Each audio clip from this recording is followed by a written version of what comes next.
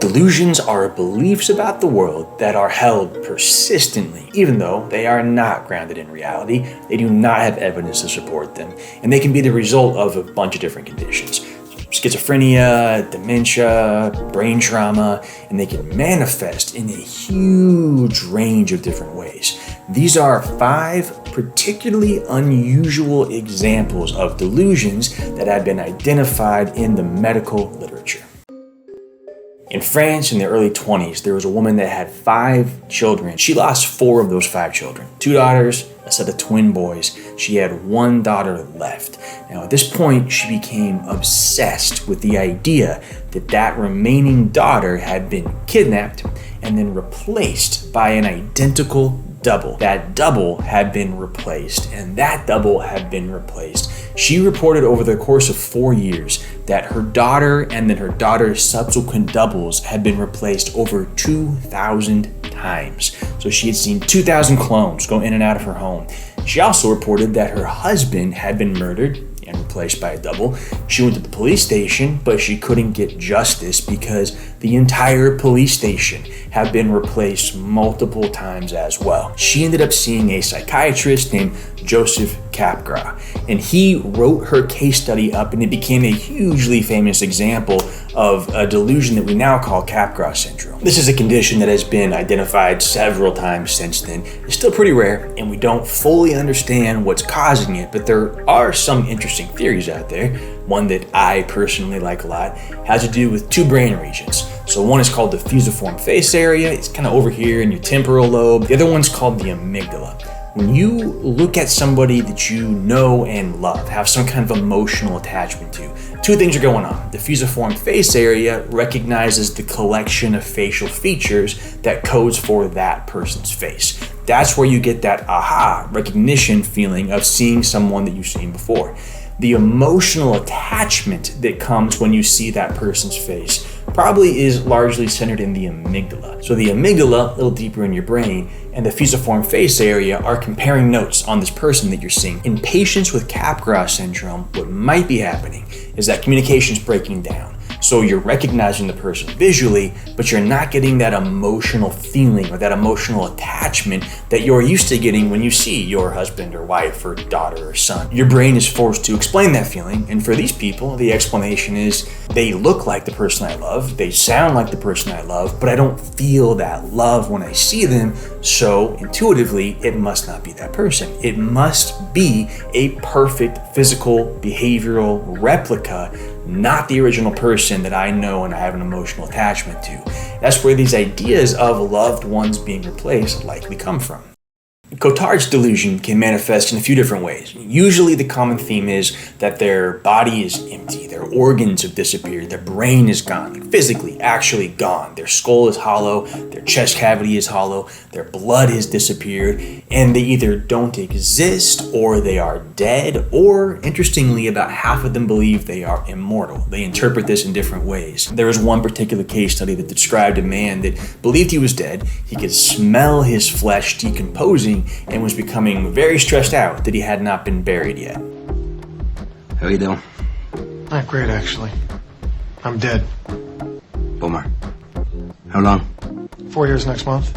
In another case, a woman that had a history of bipolar disorder was checked into a psychiatric unit believing that she was no longer in existence. She was simply a body without any kind of content inside of it. Organs were gone, blood was gone. She believed that her skin, her body itself, was translucent, and she was afraid to take a shower. She believed that if she got in the shower, the remainder of her tissue would dissolve and she would just disappear down the drain. Now, this one's got a ton of possible root causes. Bipolar disorder, anxiety, depression disorder, schizophrenia, Parkinson's.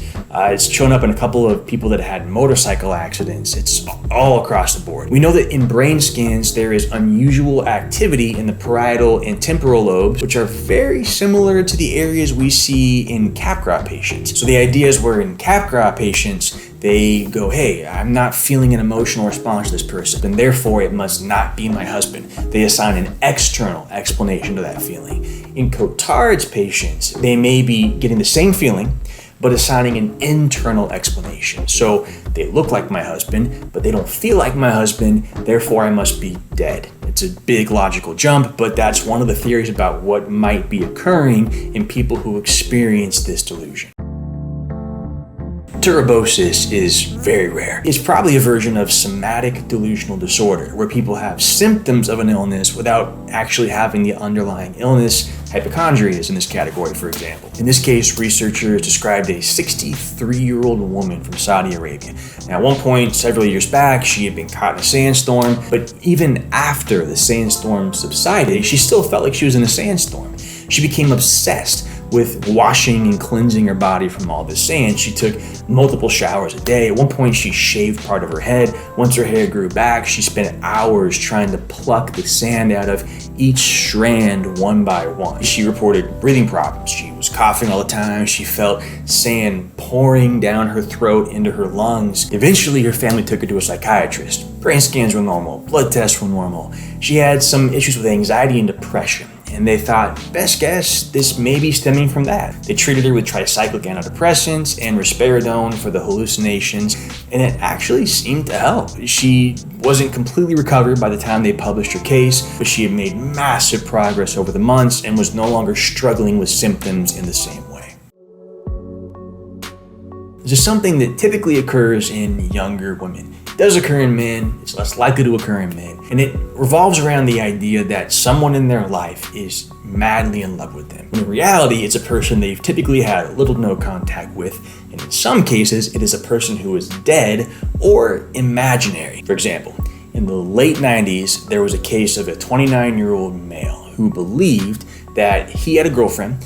The girlfriend was a famous female Batman character. He believed that he and this fictional cartoon character had been in a relationship for over 10 years, and they had a 9-month-old child. He was treated for this as an outpatient for several months, but eventually he took off, disappeared across state lines, believing he was going to meet his girlfriend, who now had become his wife in his mind, and their son. This scared his actual real family.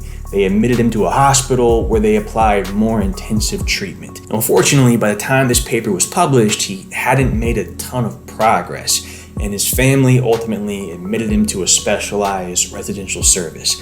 Now, a lot of people with this condition do improve. It really just depends on how the patient reacts from a neurobiological perspective and how willing they are to take part in the treatment.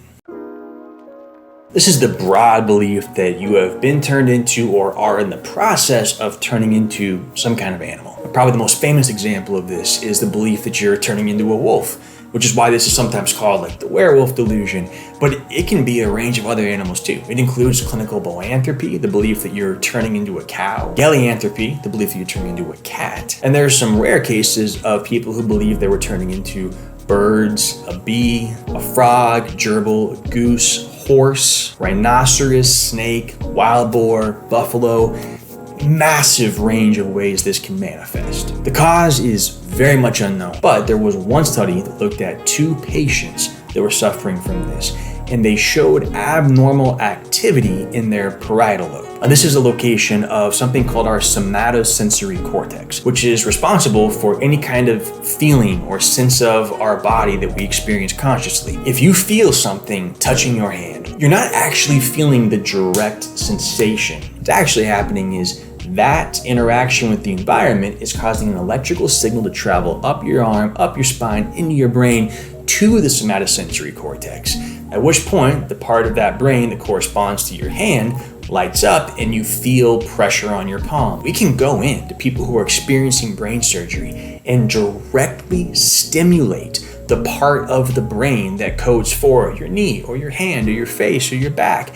And people will describe pressure that is identical to what they would experience if something really was touching that part of their body. So this brain region truly does dictate your physical experience of the body you live in. In patients with clinical zoanthropy, what might be happening is changes in that part of the brain are causing them to perceive what appear to be very real changes in their body that are indistinguishable from reality. For example, a lot of these people report that their jaw is hardening and their teeth are growing. They'll feel little sores in the corner of their mouth where their fangs are coming in. It's very common for them to feel and also see hair coming in and growing all over their body, claws growing into their feet. And in some cases, they actually see a wolf head in place of their head when they look in the mirror. For the one case study I came across where the patient believed they were turning into a bee, they actually experienced their body shrinking as part of this transformation. There was a man who believed he was turning into a buffalo, and they asked him to draw a self-portrait,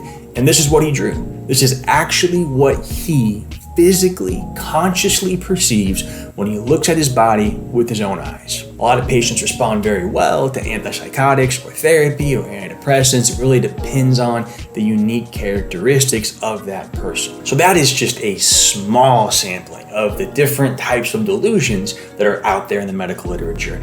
I do want to make a real quick note. I've noticed that a lot of the videos on YouTube that touch on this topic kind of treat it like a sideshow. Like, look at this bizarre thing. And it is bizarre. It's super interesting. But it's easy to get wrapped up in that and forget that these are people, very real people that live just like us the majority of their lives without these experiences. And all of a sudden, their brain starts lying to them for some reason. And you have to really put yourself in their shoes. And what a terrifying experience that was. And hopefully approach the topic with a little bit of respect, because these are real brothers, wives, sons, daughters, coworkers, best friends that are going through genuine hell, depending on the severity of their symptoms.